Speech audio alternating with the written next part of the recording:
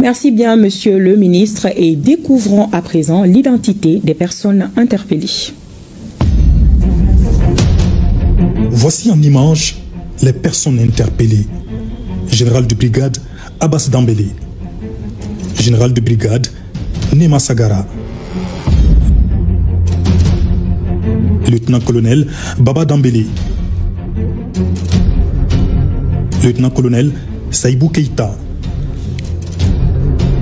Lieutenant-colonel Mamadou Di Tchekoro Diara. Lieutenant-colonel Sungalo Diop. Capitaine Mohamed Ouattara. Caporal Amadou Bouba Koulibaly. Sergent-chef Boukari Karakodjo. Yacouba Kodjo. Et parmi les personnes interpellées figure un étranger. Il est de nationalité française. Son nom, Yann Christian Bernard Vézilier. Il a participé activement à l'opération déjouée avec succès par les services spécialisés.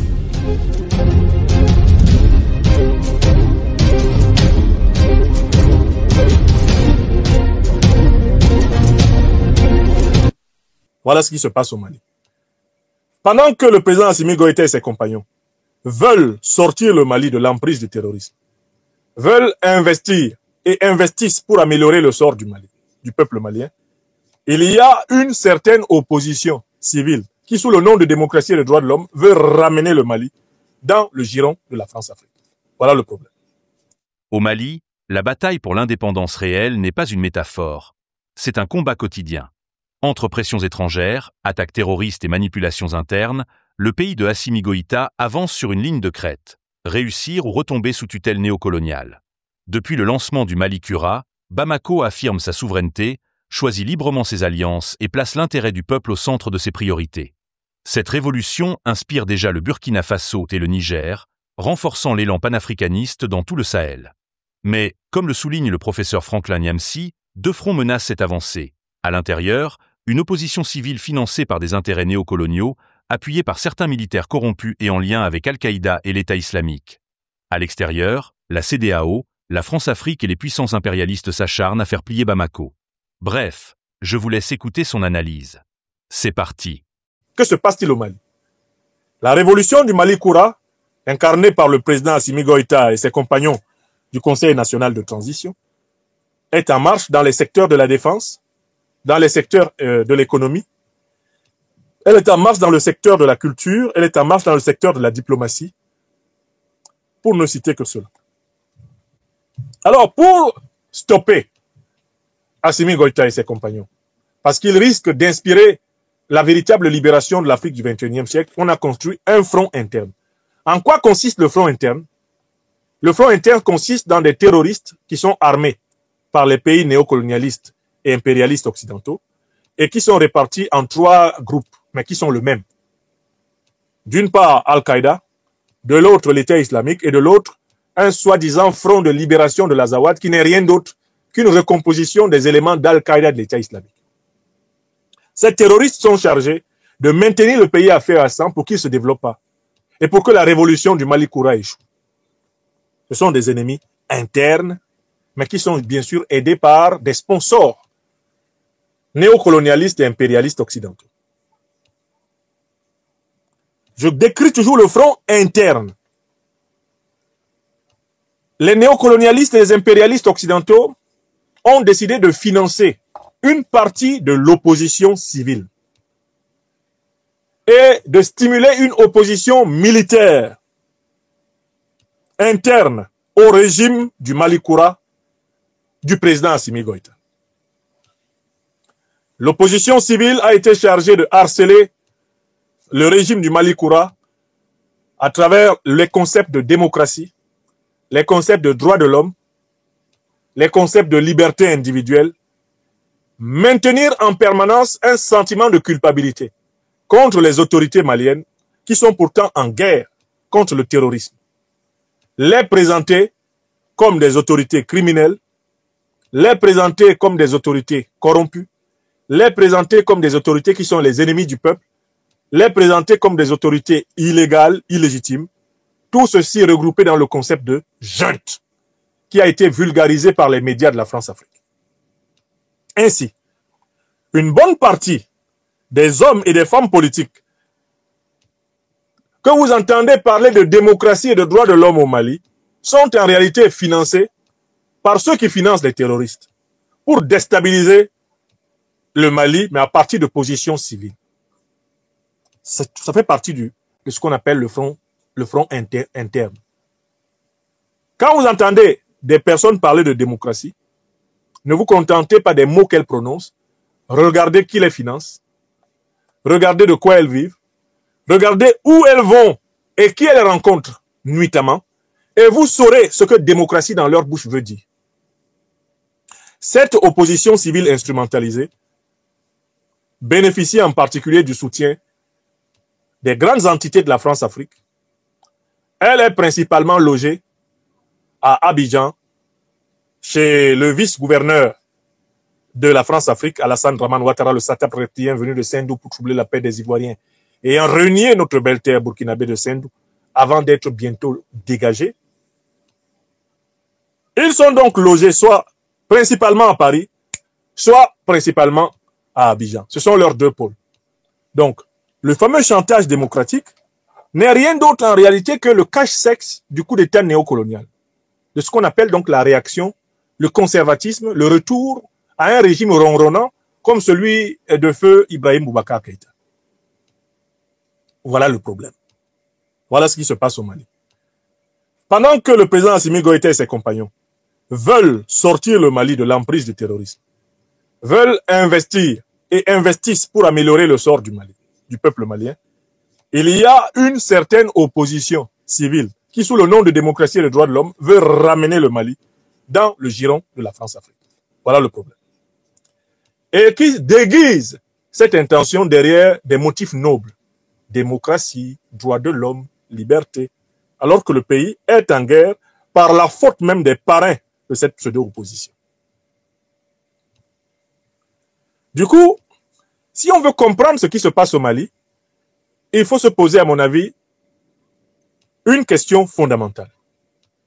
Qui est pour la révolution populaire progressiste malienne? Qui est pour l'anticolonialisme, l'anti-impérialisme?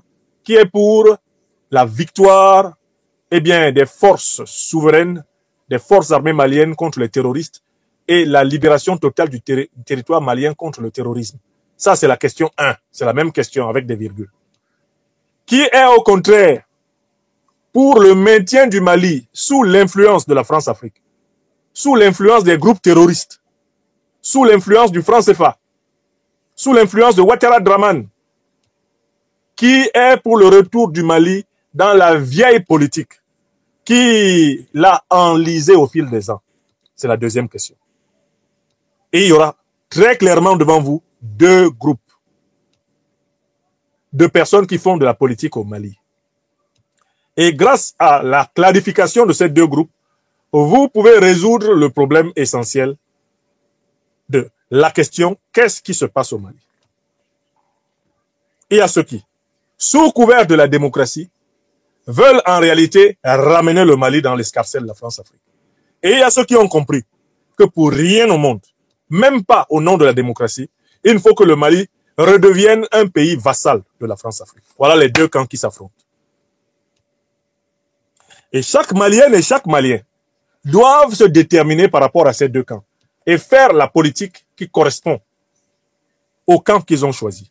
Voilà la situation politique aujourd'hui au Mali. Si vous voulez lire dans ce qui se passe, vous allez donc voir que, avec l'argent de la corruption, on a voulu utiliser une partie de la classe politique civile.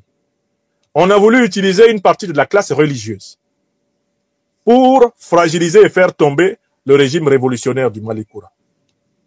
Avec l'argent de la corruption, les francs CFA, laissés bien vides, on a voulu et on corrompt actuellement massivement une bonne partie de l'opposition civile, mais on a infiltré de l'argent dans un certain nombre de milieux de l'armée afin de les inciter à renverser sans coup férir les institutions de la République. Il y a donc un lien de nécessité, il y a une complicité entre les fragilisateurs civils qui parle démocratie, démocratie le jour, et qui la nuit, en fait, complote avec les fragilisateurs terroristes et avec les fragilisateurs néocolonialistes et impérialistes. Ils sont liés.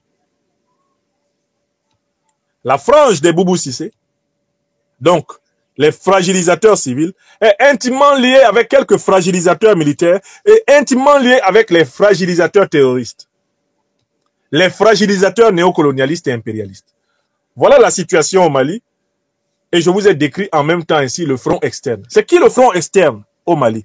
Mais c'est la CEDEAO, c'est la France-Afrique, c'est l'impérialisme occidental qui constitue le front externe. Et vous verrez que cette opposition qui chante droit de l'homme, droit de l'homme, droit de l'homme, elle est intimement liée aux puissances néocolonialistes, impérialistes, qui sont pourtant les parraines des organisations terroristes.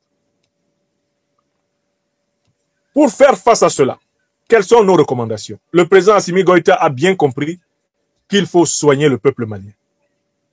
Le peuple ne peut être malléable à des manipulations de ces opportunistes, profito-situationnistes, de cette bourgeoisie comprador de la France-Afrique, que parce que si le peuple est vraiment très affamé et très affaibli. Le proverbe dit bien que ventre affamé n'a point d'oreille. Le président Assimi Goïta et ses compagnons l'ont compris, qui ont décidé de mettre à la disposition des Maliennes et des Maliens les plus vulnérables le soutien actif de l'État. Je salue le programme en 12 milliards de francs CFA qui vient d'être décaissé d'urgence pour s'assurer qu'aucune Malienne, aucun Malien ne soit abandonné au bord du chemin de la misère. Car c'est dans cette misère intérieure que le terrorisme recrute, que l'opportunisme france-africain recrute. C'est dans cette misère intérieure que les apprentis sorciers au service de la domination extérieure recrutent. Je salue l'action du gouvernement pour améliorer la question terrible et difficile de l'énergie. Au Mali, le gouvernement du général général de division, docteur Abdoulaye Maïga, est en train de relever le défi de l'énergie en amenant les Maliens à une autonomie de 19 heures sur 24 par jour, en moyenne. Ce défi de l'énergie doit être urgemment relevé. Le Mali tout entier doit avoir accès à l'énergie pour que les entreprises terroristes ne détournent pas les plus faibles, les plus vulnérables, les plus pauvres, les plus abandonnés. De la même façon, les chantiers de l'éducation, de la formation professionnelle, les chantiers de l'emploi, le renforcement des forces de défense et de sécurité qui sont les priorités de ce gouvernement doivent être accélérés. La réponse à la déstabilisation intérieure et extérieure, c'est l'amélioration des conditions de vie quotidiennes des Maliennes et des Maliens. C'est le renforcement de l'appareil de sécurité et de défense qui se poursuit. C'est le renforcement de l'Alliance des États du Sahel, la Confédération. C'est la construction courageuse de l'unité africaine, qui sont les priorités du gouvernement panafricain révolutionnaire, progressiste et populaire du Mali. Pour Franklin Nyamsi, le succès du Mali dépend d'une stratégie globale. Améliorer les conditions de vie du peuple pour rendre vaines les manipulations, renforcer les forces armées maliennes et l'Alliance des États du Sahel pour contenir les menaces, instaurer un dialogue inclusif avec une justice transparente pour éviter toute accusation de répression ciblée, et mener une contre-offensive ferme face aux pressions de la CEDEAO et de figures comme Alassane Ouattara. Si cette ligne est tenue, le Mali ne sera pas seulement un État résilient, mais le symbole vivant d'une Afrique qui peut se libérer et rester debout.